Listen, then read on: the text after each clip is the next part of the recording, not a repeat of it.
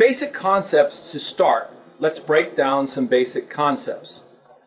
Nano-bubble water fuel cells are innovative systems designed to generate hydrogen on demand using water voltrolysis.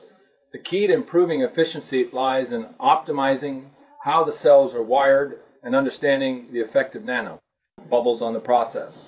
But first, what's the difference between series and parallel wiring?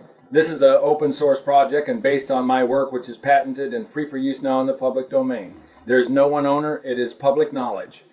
It is the current state of the art. The primary purpose and objective of the water fuel injection system is to take the preconditioned and nanobubble water loaded water suspension and at the right charge whilst maintaining the right pressure on the fuel to the gas spark adapter and atomize it at 120p. So the water fuel cell makes gas pressure and the expanding gases from the water act as a pump, reaching 2 bar, sending water out of the bottom of the water fuel cell to the injection rail. It then goes past a linear push solenoid that pulses the water in the fuel line up to 120 pes. Alright, benefits and drawbacks. So which configuration is better? Let's compare the pros and cons.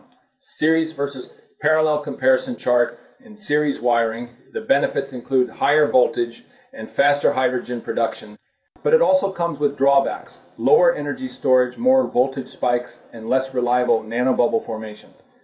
In parallel wiring, you get better energy storage, more stable hydrogen production, and fewer EMF spikes, but the overall voltage is lower, meaning slower gas production, but the overall voltage is lower, meaning slower gas production.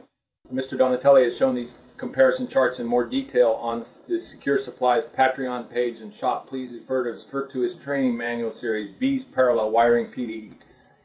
Parallel Wiring PDF available for download from Hydrogen Hot Rod Patreon.